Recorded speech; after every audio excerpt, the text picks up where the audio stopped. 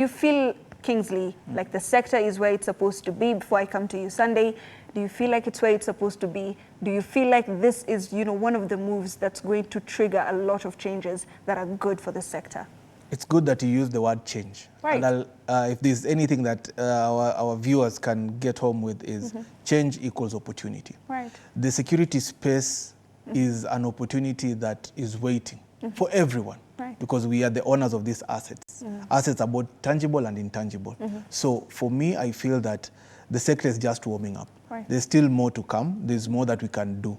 It's all about we as Kenyans, we as players in the industry, and people in general to understand that security's dignity has to be seen for what it is. Right. Yeah. So I feel that we're just warming up in the security industry. And we're just warming up. Yeah. And that's really good.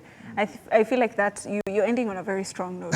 I really like that. Yeah. Sunday, when it comes to legalities, matters are usually black or white, yes or no. It's very binary in this, instance. And you have been, very open about whether these things are legal, how exactly should people be going around it. But your concluding statement on this particular affair, where do you feel that this is going to go? First, my friend is very polished in this sector. Right. The intellectual discourse is quite interesting. Right. Nonetheless, my perspective is legal. I'm not a security officer. I've never worked in that sector. The legal regime that governs security is well set out. There's an act, there are regulations that have to be put in place. They're just awaiting approval by Parliament. Right. The main important thing is to do things.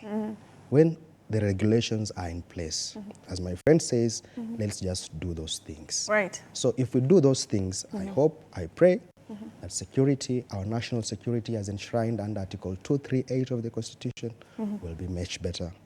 Those are my final remarks. Right. Just do it. Nike.